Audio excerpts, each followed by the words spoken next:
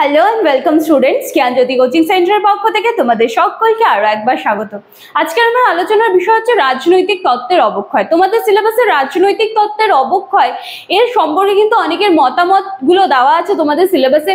তো আমি এটা মনে করেছি যে একেবারে ডাইরেক্ট মতামত গুলো যখন আলোচনা করব, অনেকের হয়তো মাথার উপর দিয়ে একেবারে জাম্প করে যাবে যে আচ্ছা রাজনৈতিক তত্ত্বের অবক্ষয় জিনিসটা কি, সেটাই তো বুঝলাম না। সেটা না বুঝে আগেই মতামত গুলো পড়ছি। তো আমি আমার মনে হলো যে আগে রাজনৈতিক তত্ত্বের অবক্ষয়টা কি জিনিস, রাজনৈতিক তত্ত্বের অবক্ষয় বলতে আমরা কি বুঝি, এই জিনিসটা আমাদের আগে ক্লিয়ার করা উচিত। সেটা আমার মনে হয়েছে, সেই মতোই কিন্তু আজকে তোমাদেরকে এই জিনিসটা আমি ক্লিয়ার করাবো, ঠিক আছে? দেন নেক্সট দিন থেকে এই সম্পর্কে যেটা তোমাদের সিলেবাসে আছে সেটা কিন্তু তোমরা পাবে। তাহলে ব্যাপারটা দেখবে যখন আমরা তখন ওই ক্লাসগুলো যখন শুরু করব বা ওই টপিকগুলো যখন আলোচনা করব, তখন এইটার জন্য কিন্তু বাকিগুলো ক্লিয়ার হয়ে যাবে।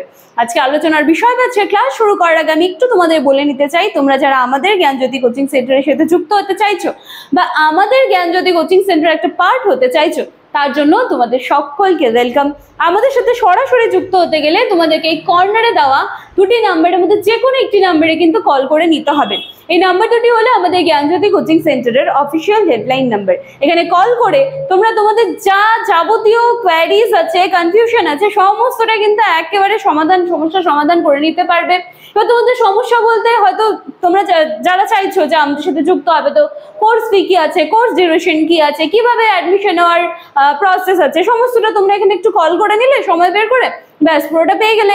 দেন শুধু কোর্স ফির জন্য আমি বলবো না, কিছু সাবজেক্ট নিয়েও যদি তোমাদের কোনো কনফিউশন থাকে বা কিছু থাকে, তার জন্যও কিন্তু তোমরা আমাদের সাথে যোগাযোগ করে নিতে পারো। এছাড়া আমাদের এখানে কিন্তু নোটসও প্রোভাইড করা হয়। শুধুমাত্র নোটস না, আমাদের এখানে পেইড ব্যাচে যে সমস্ত ক্লাসগুলো নেওয়া হয় সেটাও নেওয়া হচ্ছে। এছাড়া রেগুলার টপিকের উপর ভিডিওস আমাদের এখানে আছে। চলো কথা না বাড়িয়ে আমি আজকের আলোচনার বিষয়টা শুরু করছি।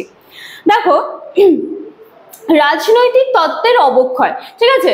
রাজনৈতিক তত্ত্বের অবক্ষয় বলতে সবার প্রথমে আমাদেরকে বুঝতে হবে যে এই জিনিসটা কি বোঝাচ্ছে, ঠিক আছে? কোন সূত্রে এটাকে বলা হচ্ছে। দেখো, রাজনৈতিক তত্ত্বের অবক্ষয় বলতে এমন একটা তত্ত্ব যেটা হয়তো আগে সমাজে প্রাধান্য পেত বা আগে সমাজের একটা প্রাসঙ্গিকতা ছিল, কিন্তু বর্তমানে সে তার সেই যে প্রাসঙ্গিকতা বলো বা তার যে তাৎপর্য ছিল সেটা কিন্তু ডে বাই ডে বর্তমানে হারিয়ে ফেলছে। তো এই রকম অবস্থায় একটা তত্ত্ব কি হচ্ছে, সে হারিয়ে যেতে বসছে। তো সেটাকেই কিন্তু বলা হচ্ছে রাজনৈতিক তত্ত্বের অবক্ষয়। মানে আগে তার একটা প্রাধান্য ছিল, প্রতিপত্তি ছিল, তার একটা গুরুত্ব ছিল, কিন্তু বর্তমানে সে সেগুলো হারিয়ে ফেলছে এবং তার জায়গায় নতুন একটা কিছু তত্ত্ব আসছে। তো এরকম একটা ব্যাপার। তো এই হচ্ছে রাজনৈতিক তত্ত্বের অবক্ষয়। এবার দেখো কোন কোন দিক থেকে মনে হতে পারে যে রাজনৈতিক তত্ত্বের অবক্ষয় হচ্ছে। আমি একটু এইভাবে লেখার চেষ্টা করেছি, হ্যাঁ, আশা করছি তোমরা দেখতে পাচ্ছ। দেখো, সামাজিক পরিবর্তন, সবার প্রথমে রয়েছে সামাজিক পরিবর্তন। তো সামাজিক পরিবর্তন এই সূত্রে বলা যেতে থাকে, মানে এই সূত্রে আমরা বলতে পারি যে দেখো, সমাজ আমাদের যেভাবে সৃষ্টি হয়েছিল, তো এখনো কি সেই সমাজ ব্যবস্থাটাই রয়েছে? নেই তো। সমাজ ব্যবস্থা চেঞ্জ হয়েছে, আরো চেঞ্জ হচ্ছে, এবং আশা করছি বর্তমানে একটা সুন্দর সমাজে আমরা থাকবো, এরকম একটা জিনিস আমরা আশা করি। তাহলে আগের যে সমাজ ব্যবস্থা ছিল, সমাজ ব্যবস্থার যে রীতিনীতি ছিল, সেই সময়ে যে রাজনৈতিক তত্ত্বগুলো চলতো, সেগুলো কি এখনো চলে আসছে? আসছে না তো। সমাজ পরিবর্তন হয়েছে, যুগের পরিবর্তন হয়েছে, এবং তার উপরে বা তার সাথে নির্ভর করে করে তাল মিলিয়ে কিন্তু রাজনৈতিক তত্ত্বগুলোরও পরিবর্তন ঘটেছে। তাহলে সামাজিক পরিবর্তন অবশ্যই কিন্তু একটা গুরুত্বপূর্ণ ভূমিকা রাখে। এরপরে দেখো, নতুন তত্ত্বের উত্থান।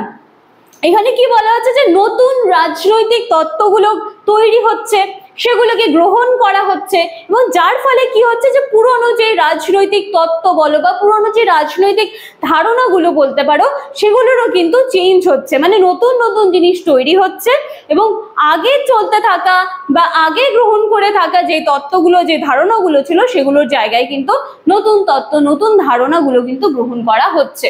আচ্ছা, এরপরে দেখো 3 নাম্বার, প্রকৃতির ভুল ধরা পড়া। তার মানে এমন একটা তত্ত্ব যেটাকে মনে হচ্ছে যে সেই তত্ত্বটা মানুষের বেসিক নিডস গুলোকে পূরণ করতে পারছে না, মানুষের চাহিদাগুলোকে পূরণ করতে পারছে না, বা সামাজিক দৃষ্টিকোণ থেকে দেখলে সেগুলোকে মনে হচ্ছে যে মানে বর্তমান সমাজে দাঁড়িয়ে সেগুলোকে নিয়ে চলাটা আমাদের পক্ষে সম্ভব হচ্ছে না। তো সেই ক্ষেত্রে কিন্তু আবার রাজনৈতিক তত্ত্বের পরিবর্তন ঘটবে বা অবক্ষয় ঘটবে। তো এই সূত্রে কিন্তু এই পয়েন্টটা অবশ্যই একটা গুরুত্বপূর্ণ ভূমিকা রাখে যে প্রকৃতির ভুল ধরা পড়া। ঠিক আছে। 4 নম্বরে রয়েছে রাজনৈতিক ও সাংস্কৃতিক প্রভাব। দেখো এখানে কি বলা হয়েছে, কোনো রাজনৈতিক তত্ত্বের অবক্ষয় ঘটতে পারে তখনই যখন বলা হচ্ছে যে রাজনৈতিক শক্তি বা সাংস্কৃতিক দৃষ্টিকোণ থেকে প্রতিকূলতার সেটা সম্মুখীন হচ্ছে। ঠিক আছে, মানে যে তত্ত্বটা চলছে সেটা নানান দৃষ্টিকোণ থেকে সেটাকে নানান ধরনের প্রবলেম ফেস করতে হচ্ছে সেই তত্ত্বগুলোকে। তো সেখানে দাঁড়িয়ে সেই তত্ত্ব বেশি দিন অবশ্যই সার্ভাইভ করতে পারবে না, সেটাই কিন্তু পরিবর্তন করতে হবে।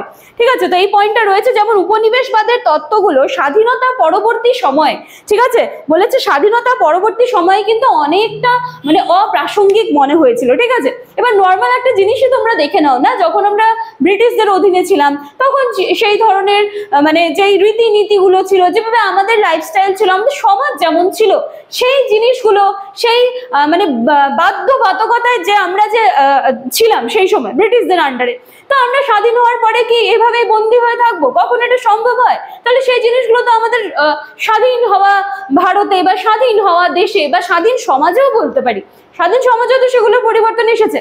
তো অবশ্যই রাজনৈতিক এবং সাংস্কৃতিক প্রভাবও কিন্তু এই ক্ষেত্রে একটা গুরুত্বপূর্ণ ভূমিকা কিন্তু রাখে। তো এই ছিল হচ্ছে তোমাদের রাজনৈতিক তত্ত্বের অবক্ষয়, মানে আগে ঘটে যাওয়া এমন একটা জিনিস রাজনৈতিক তত্ত্ব যেটা আগে তো প্রাধান্য পেত কিন্তু বর্তমানে সেটার প্রাধান্য পাচ্ছে না, এবং সেই জায়গায় কিন্তু নতুন কোনো তত্ত্ব বা ধারণা গৃহীত কিন্তু হয়েছে বা গ্রহণ করা হয়েছে। তো এই হচ্ছে তোমাদের আজকে রাজনৈতিক তত্ত্বের অবক্ষয়। পরের দিনের ক্লাসে আমরা মেবি তোমাদের ডেভিড ইস্টনের মতামত রয়েছে, তোমাদের সিলেবাসে দেওয়া আছে, তো এইগুলো নিয়ে কিন্তু আমরা আলোচনা করব। তো তার আগে কিন্তু জানতে হবে যে রাজনৈতিক অপক্ষয়টা কি জিনিস, সেটাকে কি খায় না মাথায় দেয়। তো এই কথাটা মাথায় রেখেই কিন্তু আজকে তোমাদের আমি এই জিনিসটা ক্লিয়ার করার জন্য এই ভিডিওটা করছি। আশা করছি ভিডিওটা তোমরা পুরোটা দেখবে, ভিডিওটা তোমাদের ভালো লাগবে, ইভেন হেল্পফুল হবে। পরবর্তী দিনের ক্লাসে আজকের ক্লাসটা মাথায় রাখবে এবং পরবর্তী দিনের টপিকগুলো একদম তোমাদের ক্লিয়ার হয়ে যাবে। চলো আজকের ক্লাসটা আমি এখানেই শেষ করছি। ক্লাসটি ভালো লাগলে লাইক, কমেন্ট, শেয়ার, সাবস্ক্রাইবের আশা রাখলাম। পরের দিনের ক্লাসে দেখা হচ্ছে, ততদিন বা ততক্ষণের জন্য থ্যাংক ইউ।